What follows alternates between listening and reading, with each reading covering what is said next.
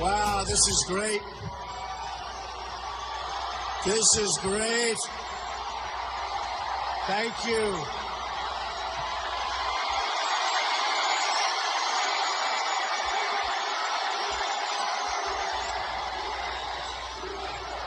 Unbelievable. We came here, we wanted 4,000 people, they have 7,000 or 8,000 people. Unbelievable results. All over. So we had an amazing experience last night. And I'll tell you what, every single poll, I was being hit from both sides, every single online poll on the debate. Did anybody watch that crazy debate last night? They have us winning by a lot. Every single poll. And most of the people on television, but some of the pundits, of course, never. No way. But every poll and a lot of the people, we had an amazing time last night. It was very different. These are two desperate people. They're desperate. You know, the one guy in Florida, he's down 20 points, Rubio. And I'll tell you what, they hate him in Florida. They hate him. You know what? He defrauded Florida, if you think about it. He runs, he becomes a senator, he never shows up to vote. He's never around. And they don't like him. He's not doing well. So it was interesting. One of the reasons I love Chris, I was on the stage in New Hampshire, which we won. Remember New Hampshire? We love New Hampshire. And we won South Carolina big. We won by double digits. And a few days ago, we won Nevada, and that was really amazing. So I'm big. We're doing great. And we have amazing people. It's a movement. I tell people it's a movement. But I was on the stage in New Hampshire during one of the debates, and I watched a meltdown like I've never seen anything like it. I watched a meltdown like I've never, ever seen. And it was Chris grilling Marco Rubio. This guy was sweating so badly. Oh, he was sweating. Honestly, it was disgusting, all right? And I knew he had a problem because before that, when he was doing a little bit of an address to the president's speech, you remember, and they put him on and he went for the water. Do you remember that during live television? But what Chris did to him was incredible. And then last night, I saw him backstage with makeup where he's taking it with a trowel and putting it on. He was soaking wet, and he was out here. And, you know, I only say it because, honestly, this is not a presidential guy. He has a situation in Florida where he buys a house. These are our politicians, folks. And he's not the only one, just so you understand. You know, I'm self-funding my campaign. I'm putting in my own money. Okay? I'm putting in my own money. Even though I heard today my father gave me $200 million. Believe me, I would love if he gave me $200 million. Believe me, that is not true. That is way off, and I love my father. My father did give me a lot of knowledge, but I wish he gave me $200 million. You know these numbers, where they come from? Well, they come from phony newspapers, because these people back here, the media, they are the most dishonest people anywhere that I've ever seen.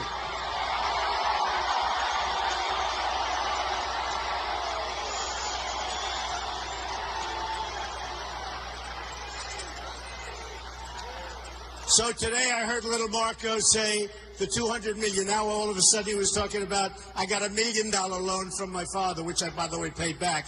And in the meantime, I've made billions and billions and billions of dollars. So pretty good job. Not many people could do that.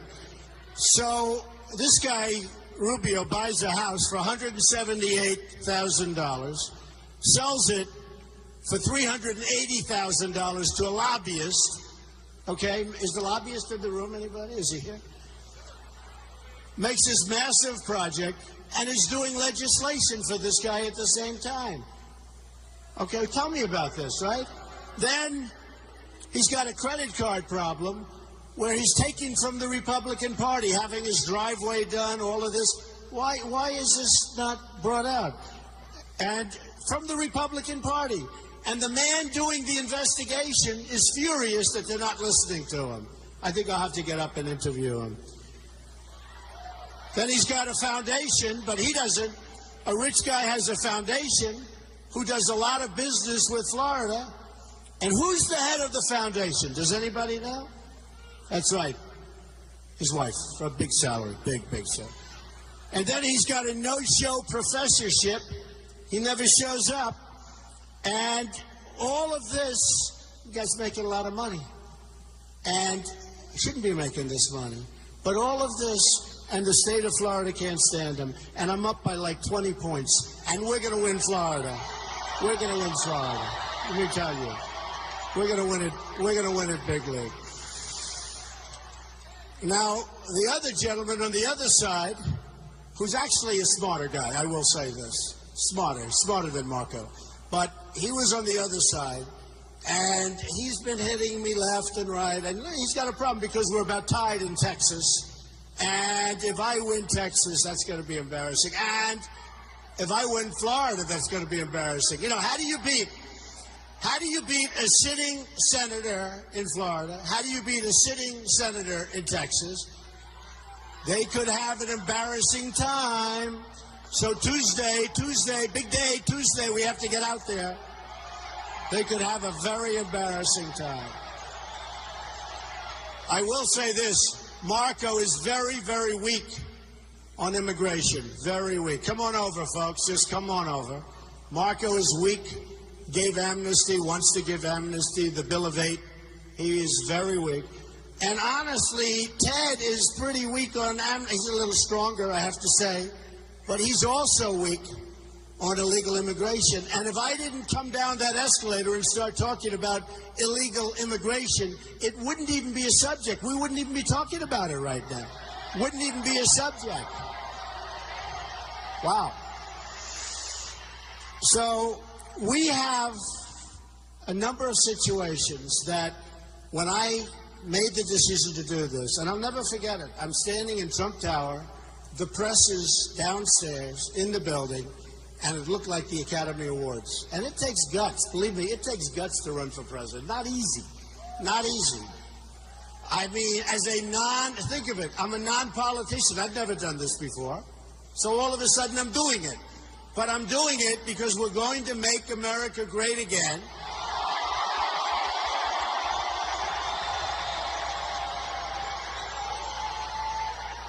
And a politician, all talk, no action, it's not going to happen. These guys, I know them, it's not going to happen. Can't happen. It's not their thing. For instance, on the border, I love you too, darling. Who said that? Stand up. Let me see. Oh, I love you too. I love you too. Thank you. Thank you. Thank you. On the border, thank you. What a great group. I love Oklahoma.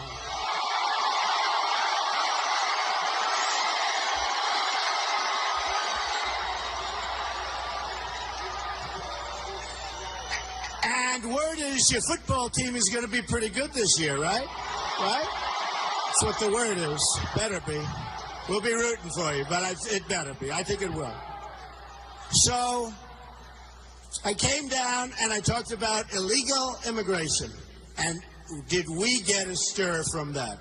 And all of a sudden it became a mainstay of everybody. And some were strong and some were weak. And I just got the endorsement, as you know, from Sheriff Joe Arpaio, and you can't get.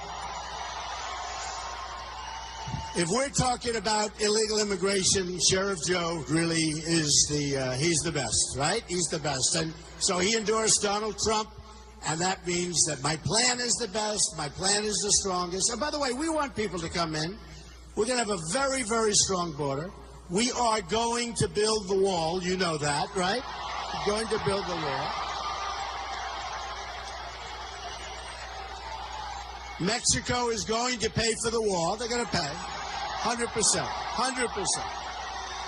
They're going to pay for the wall. And it's going to be a beautiful wall because someday maybe when I'm not around, they'll be calling it the Trump wall. So I have to make it further.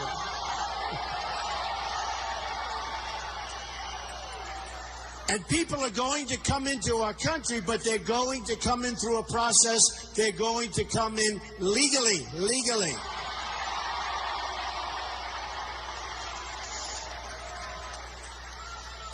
So the borders became a very big deal. Very, very big. And I seem to be sweeping the polls with the borders because the people are saying they're giving me CNN Diz polls and they're all doing polls. But the borders are big. And now what happens is because of my stance on the borders and because of all the problems we've had, you look at Paris, you look at Los Angeles with the 14 people that were killed, Paris, 130 people that were killed. Because of all of the problems, and now you have the migration, and we have certain politicians that want to bring people in, thousands and thousands of people from the migration. They're not coming here, folks. They're not going to come here. Can't do it. Can't do it. We'll build a safe zone over in Syria. We'll do something. I'll get the Gulf states to pay for it because we have $19 trillion in debt. We can't pay for anything. We can't pay for anything. So it's just not going to happen. Not going to come in. And when they do come in, we have no choice. We have to send them back. We're going to have to send them back. We don't know where they are. We don't know where they come from. We don't know who they are. There's no paperwork. I've gone and spoken to the greatest law enforcement people that we have. There's no way to vet them. There's absolutely no way. So we don't know who they are. You look at what's happening in Germany and Sweden and Denmark and Brussels. We're going to be a smart country, folks. We're not going to be what we've been for the last very long period of time. Very, very long period of time. So I started with the border, and all of a sudden people realized I was right. Tremendous crime. You had Kate in San Francisco, who was killed. Kate.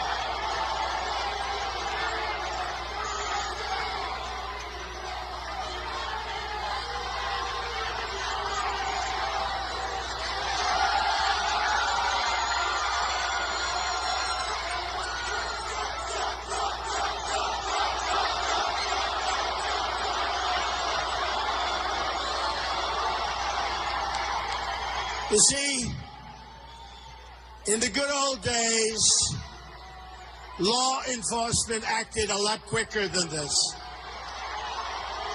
A lot quicker. In the good old days, they'd rip him out of that seat so fast. But today, everybody's politically correct. Our country's going to hell with being politically correct. Going to hell.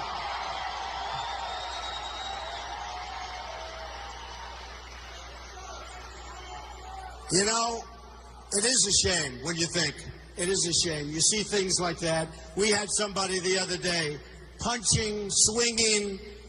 People want to take it nice and easy. They don't want to do anything.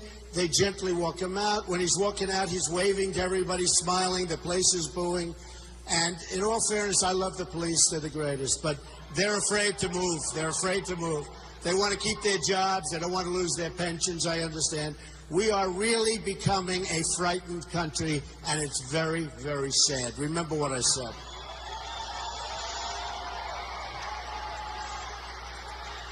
You know, during the debate, the last one, we were asked a question about waterboarding, and they asked Senator Ted Cruz about it. And he didn't want to get involved with the question. He was sort of a basket case. He didn't want to get involved with it. didn't want to talk about it. And then they looked at